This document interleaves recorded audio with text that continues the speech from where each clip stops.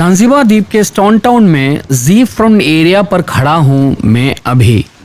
बहुत सुंदर बीच, समुद्र का साफ पानी, चीनी जैसी रेत, वो दूर फेरी टर्मिनल, समुद्र के किनारे वाले भाग की तरह के पानी में पड़ी हुई छोटी नौकाएं और बोट, ये सब पर्यटकों के इंतजार में पड़ी हुई हैं।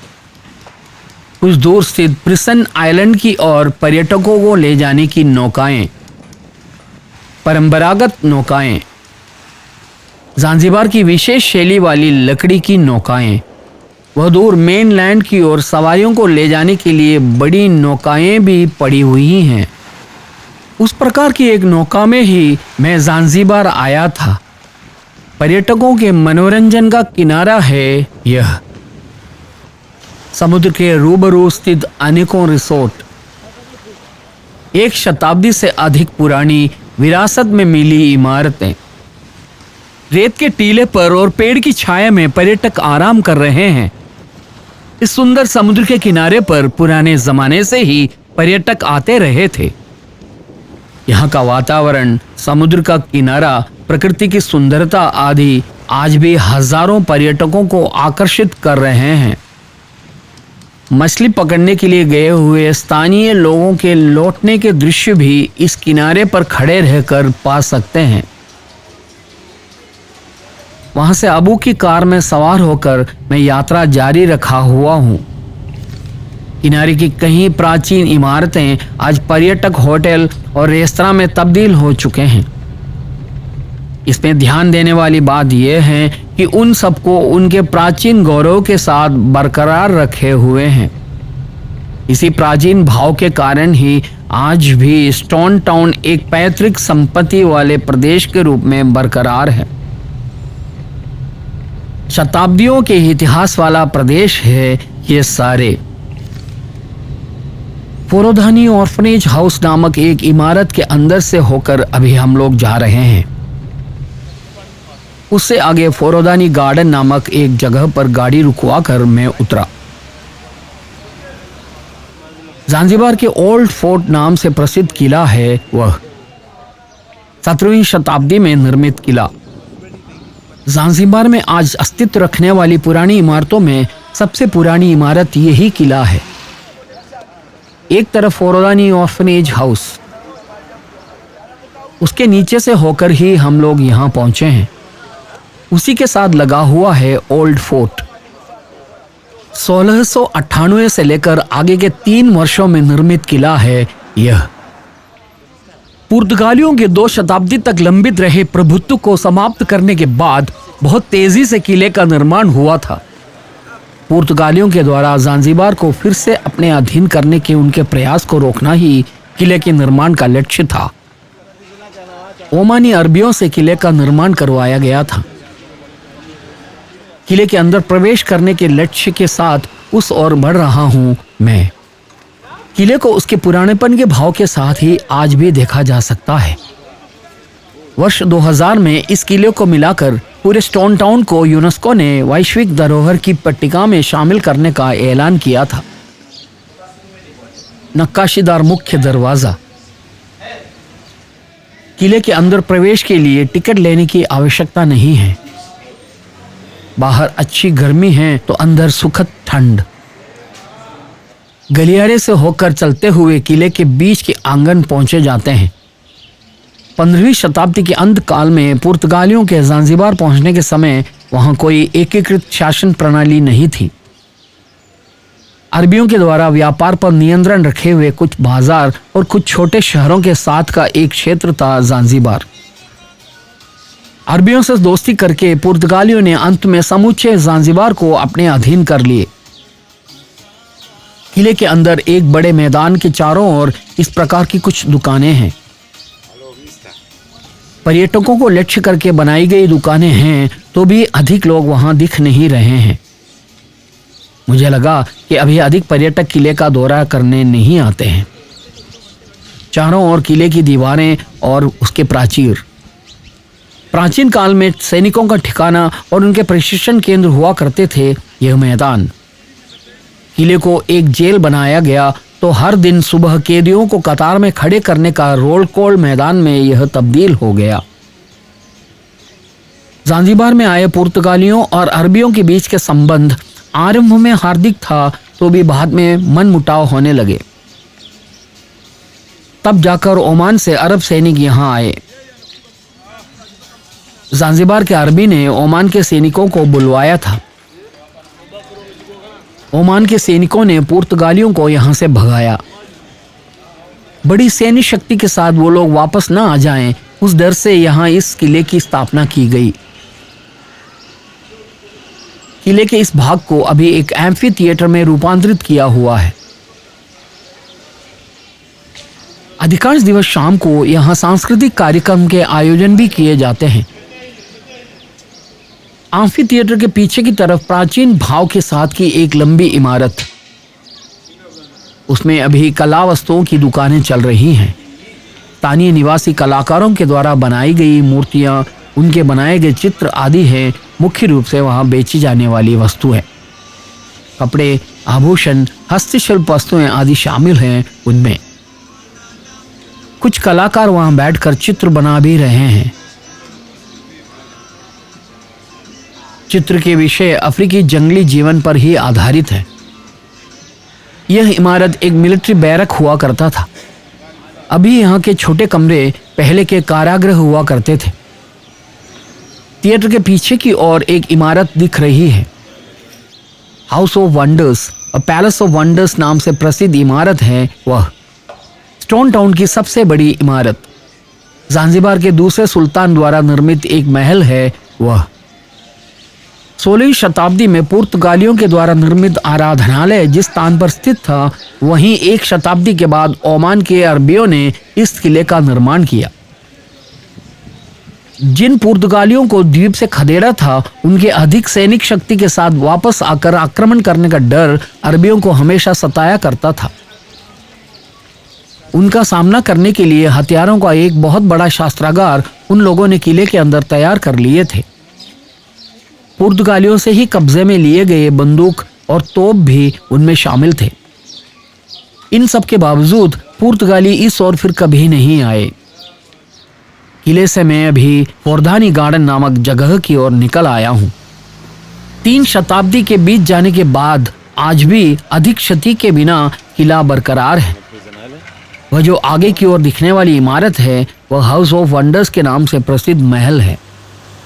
सामने के बड़े बरामदे के छोर पर ऊंचे स्तंभों की कतार, प्रत्येक मंजिल की ऊंचाई साधारण से अधिक है। बरामदे में चारों ओर कच्चे लोहे के बने स्तंभ हैं। मुझे लगता है कि 125 वर्षों से अधिक पुराने इस महल को ठीक से कायम नहीं रखा जा रहा है। ज़ांज़ीबार के दूसरे सुल्तान बरगाश बिन सईद के शासनकाल के दौरान 1883 में इस महल का निर्माण हुआ था। उनके द्वारा ज़ांज़ीबार में बनाए गए 7 महलों में से एक है यह। चारों ओर चौड़े बरामदे, संगमरमर की फर्श, उसके चारों ओर लगे स्तंभ कच्चे लोहे के बने हैं। प्रत्येक खंबे का भार कम से कम 2 टन होंगे।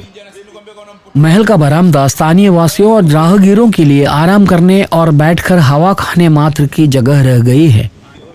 सुल्तान बरगाश बिन सईद के ज़माने में इस महल के आंगन में जानवरों को जंजीर से बांधकर प्रदर्शित करने का एक रिवाज था। अफ्रीका के मुख्य भूभाग से पकड़कर लाए जाने वाले होते थे वो सारे जानवर। अरब सैनिकों ने पुर्तगालियों से अपने कब्जे में लिए थे कांसा के बने ये दोनों तोप। यह है महल के सामने का भाग। चारों तरफ ग्रिल के बाड़ लगाए हुए हैं। जाले के बीच से कैमरे का रुख अंदर करके मैं शूट कर पा रहा हूं।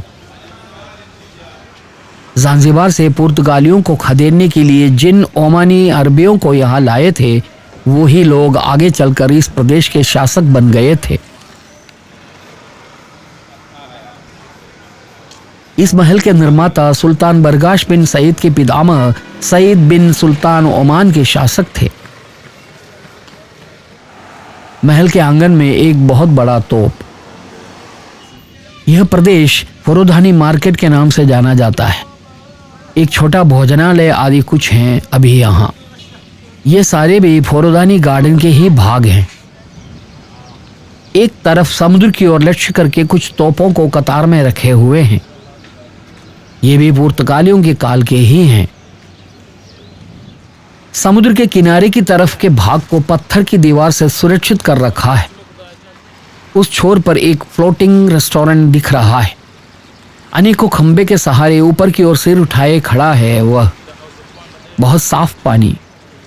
ज़ांज़िबार के एक मूंगा द्वीप होने के कारण उसके चारों ओर साफ पानी ही होंगे। हाउ के नाम से जाने जाने वाली ज़ांज़िबार की अनूठी नौका है यह। बहुत स्वच्छ पानी से होकर वह यूं जा रही है। किसी जमाने में बनाया गया तैरता हुआ एक भोजनालय त्यागी गई अवस्था में समुद्र के पानी में दिख रहा है। आरंभ काल में वाणिज्य संबंधी जहाज यहां तैरे पड़े रहते थे, तो बाद में युद्धपोत ने उनका स्थान ले लिया। ज़ांज़िबार के वाणिज्यिक एकाधिकार को पाने और इस सुंदर द्वीप को अपने अधीन करने के लक्ष्य के साथ पतवार वाली बड़ी नौकाएं युद्धपोत में रूपांतरित होकर इस किनारे पर लंगर डाला हुआ एक काल था वह। 2000 वर्ष पहले ही भारत और यमन से पतवार वाली बड़ी नौकाएं इस किनारे पर लंगर डाले रहते थे। उससे शताब्दियों बाद यमन से आए अरबियों ने ज़ांज़िबार पर अधिकार स्थापित कर लिए। उस काल के दौरान यहाँ के वाणिज्यिक एकाधिकार भारतीयों के हाथों में होने के कारण अरबी और भारतीय सहकारिता के साथ रहते थे। उसके बाद 15वीं शताब्दी में पुर्तगालियों का आगमन हुआ। उन लोगों ने अरबी शासकों को झांसा देकर इस प्रदेश पर अपना परमाधिकार स्थापित कर लिए। वह शासन 2 शताब्दियों तक लंबे चले तो क्लेश उत्पन्न होने लगा। व्यापार के क्षेत्र में पुर्तगालियों के द्वारा लगाए गए नियंत्रण ज़ांज़िबार के भारतीय अरबी समूह के लिए असह्य होने लगा। इसी के मद्देनजर उन लोगों ने ओमान के अरबियों से सहायता मांगी। पतवार वाली बड़ी अनेकों नौकाओं में आए ओमानी सुल्तान के सैनिकों ने ज़ांज़िबार को घेर लिए। उनके द्वारा पुर्तगालियों को यहाँ से खदेड़ने के साथ ही ज़ांज़िबार ओमान सल्तनत का भाग बन गया। वाणिज्य के पारगमन क्षेत्र के रूप में प्रसिद्ध ज़ांज़िबार से कर की वसूली के माध्यम से सुल्तान ने अच्छी संपत्ति बना ली थी। अफ्रीका के चक्कर काटते हुए एशिया की ओर जहाजी यातायात चले उस काल का बहुत ही प्रमुख पारगमन क्षेत्र था ज़ांज़िबार। मुझे अच्छी भूख लगने लगी है। ज़ंजी गार्डन कैफे नामक एक भोजनालय है यहाँ। वहाँ की रंगीन छतरियों की छाया में बैठकर कुछ खाने के ऑर्डर दिए। ज़ांज़िबार की रीति के अनुसार पहले नमक, काली मिर्च आदि लाकर रखे गए। मेरे लिए टूना सलाद तैयार हो रहा है। सेवक लड़का जल्द ही भोजन लेकर आया। भुना हुआ टूना, उबला हुआ अंडा और कुछ हरी सब्जी। वहां बैठकर पर्यटकों को देखते हुए खाना खाया। फिर से चलना शुरू किया। यह है फ्लोटिंग रेस्टोरेंट। समुद्र की तरफ के उस कोने में बैठकर समुद्र को देखकर समुद्री हवा खाते हुए भोजन करना एक अच्छा अनुभव होगा ना। यह सब ज़ांज़िबार के सी फ्रंट एरिया के प्रमुख भाग हैं। फोरोदानी वाटर फ्रंट एरिया। इस तरह के कई मंडप हाल ही के समय में फोरोदानी गार्डन के अंदर बनाए गए हैं। फोरोदानी गार्डन से होकर एक चक्कर पूरा करके मैं फिर से पुराने किले के सामने पहुंचा। इस भाग पर अभी कुछ और प्राचीन इमारतें देखना बाकी है। वो भी ऐतिहासिक महत्व रखने वाली इमारतें ही हैं। सामने वो दिख रही अनेकों खिड़कियों और छज्जों वाली इमारत फोरोदानी पार्क होटल है। किले के चारों ओर दिखने वाली इमारतें पुरानी वाणिज्यिक केंद्र, गोदाम आदि थे।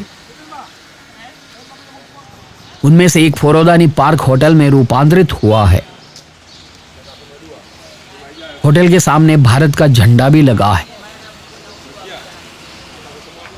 मैं ये सोच रहा हूं कि यदि यह देश इससे कुछ अधिक संपन्न होते तो इस पूरे प्रदेश को कितने गर्व के साथ कलात्मकता से सजाए हुए होते। तंजानिया जैसे एक गरीब देश के भाग हुए इस प्रदेश की उन्नति करने की भी एक सीमा है, लेकिन उन्नति की असीमित संभावनाएं भी हैं यहाँ। फिर से अबू की कार में सवार होकर फोरोदानी गार्डन होते हुए यात्रा पर निकला हूं। अबू ऐसा ही है, हरदम हंसता रहता है, एक सरल हंसमुख युवक। ये सब जांजिबार के ही भाग वाले प्रदेश हैं। मिसिंगानी रोड से होकर हैं अभी यात्रा। यह सफेद पुताई की हुई एक इमारत है, एक पुराना महल है वह। अभी यह पैलेस म्यूजियम बना हुआ है। अब उन्हें गाड़ी रोकी। अंदर जाएं या ना जाएं इसी शंका में थे। संग्रहालय के अंदर कैमरा लेकर जाने की अनुमति नहीं है। कुछ भी हो, गाड़ी गेट के अंदर ले जाने के लिए मैंने कहा। चलो बाहरी दृश्य ही खींच लेंगे, मैंने सोचा। अब उन्हें महल के आंगन में ले जाकर गाड़ी रोकी। 1890 के दशक में जांजिबार के सुल्तान के परिवार के लिए निर्मित महल है यह, परंतु उस समय सुल्तान यहां नहीं रहते थे। तत्कालीन सुल्तान 1911 में अपना निवास बदलकर यहां रहने आए थे। भारतीय अरबी परंपरा को प्रकट करने वाली एक निर्मिति। महल के और भागों की ओर कैमरा ना ले जा पाने के कारण हमने आगे की यात्रा जारी रखी। रास्ते के किनारे ये जो दिख रहे हैं वो सब जांजिबार के स्टोन टाउन एरिया की पुरानी इमारतें हैं। उनमें से कहीं अभी पतन का सामना कर रही हैं। कुछ को पुनर्निर्मित करके बड़े होटलों में तब्दील भी किए गए हैं। मिसिंगानी रोड ही है यह। अनेकों होटल हैं इस इलाके में। खूबसूरती से संरक्षित एक इमारत के सामने अबू ने गाड़ी रोकी। यह यहाँ का पुराना अस्पताल है। अद्वितीय स्थापत्य कला में बनाई गई एक खूबसूरत इमारत। उसे समग्र रूप से घर और सुंदरता के साथ अभी भी बनाए रखा हुआ है। आगा खान ट्रस्ट फॉर कल्चर नामक प्रतिष्ठान के इसे अधिग्रसित करके निर्मित करने के कारण ही यह अभी ऐसी स्थिति में विद्यमान है। ब्रिटेन की रानी विक्टोरिया की सत्ता में काबिज होने के स्वर्ण जयंती के स्मारक के रूप में इस इमारत का निर्माण हुआ था। स्टोन टाउन का एक ऐतिहासिक इमारत है यह। भारतीय वास्तुकला का प्रभाव जांजिबार में प्रतिबिंबित होने का उदाहरण। इस इमारत के निर्माण के पीछे 2 भारतीयों के ही हाथ थे। उनमें से एक जांजिबार के भारतीय अमीर दारिया तोपन ने इसका निर्माण शुरू किया था। भारतीय हशम पटेल थे इसके वास्तुकार। 1900 में यहाँ के अमीर भारतीय व्यापारी हाजी नाजर नूर मोहम्मद ने इस इमारत को खरीद ली। उन्होंने ही इसकी सबसे नीचे की मंजिल को अंग्रेजों की सहायता से एक अस्पताल में तब्दील किया था। ऊपर की मंजिलें भारतीय वंशजों के अपार्टमेंट्स थे। वहां से निकलकर यात्रा जारी रखी तो यह बाईं और जांजिबार बंदरगाह भवन दिख रहा है। बंदरगाह से ही अनुबंधित दफ्तर और गोदाम है सड़क की दोनों तरफ। जांजिबार बंदरगाह के सजीव रहे काल के दौरान गौरवान्वित सड़कें रही थी ये। मसालों और हाथी के दांतों से लेकर गुलामों तक को ले जाने के लिए सैकड़ों नौकाओं के जांजिबार के समुद्र के किनारे लंगर डाले पड़े रहने वाला काल था वह। मैं अभी यह सोच रहा हूं कि कितने ही ऐतिहासिक मोड़ से होकर गुजरा था यह द्वीप। अबू बकर सिद्दी है इनका पूरा नाम। सिद्दी एक विशेष जनसमूह है। भारत में कोंगण तट पर और पाकिस्तान में सिद्दी होते हैं। गुलाम बनकर भारत आए लोगों के वंशज हैं वो। जांजिबार पहुंचे भारतीय व्यापारियों ने यहां से गुलामों को भारत भी पहुंचाए थे। उनके वंश के बड़े जनसमूह आज भारत के पश्चिम क्षेत्र में रह रहे हैं।